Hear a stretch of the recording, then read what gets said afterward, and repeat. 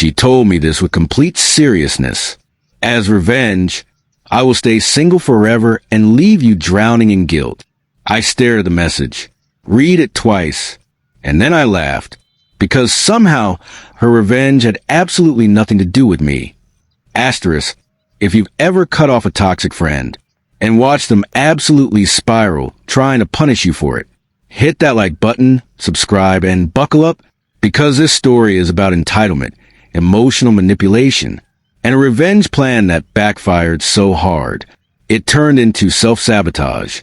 Let's rewind. I'll call myself Lena, 34 at the time, independent, calm, emotionally steady. And my former friend Mara, 38, was intense. We met through mutual friends about 2 years earlier. At first, she seemed sweet, a little lonely, maybe someone who just wanted connection. But slowly, patterns emerged. Mara wanted constant reassurance, daily check-ins, endless venting sessions, and a level of emotional dependence that started to feel heavy, especially when it came to dating. Mara was desperate to find a boyfriend. Not hopeful, not optimistic. Desperate.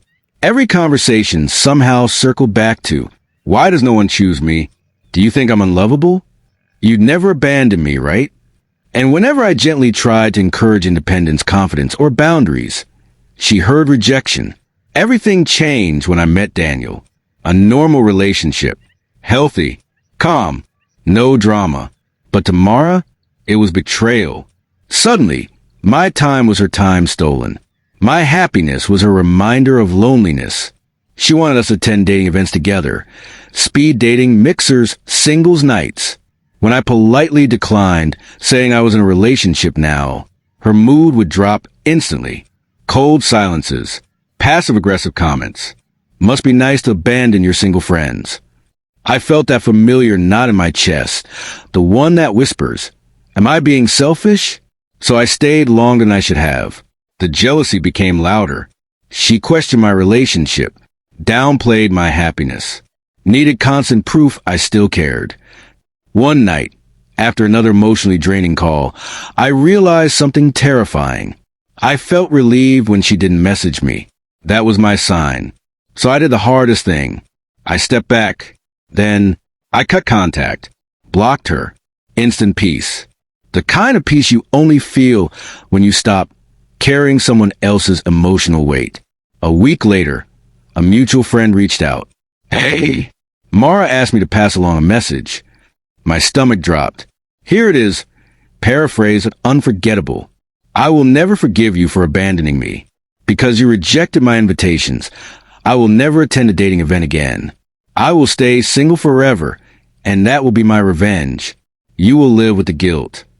I stared at my phone, waiting for something. Anger? Shame? Regret? Nothing came. Then it hit me, and I laughed.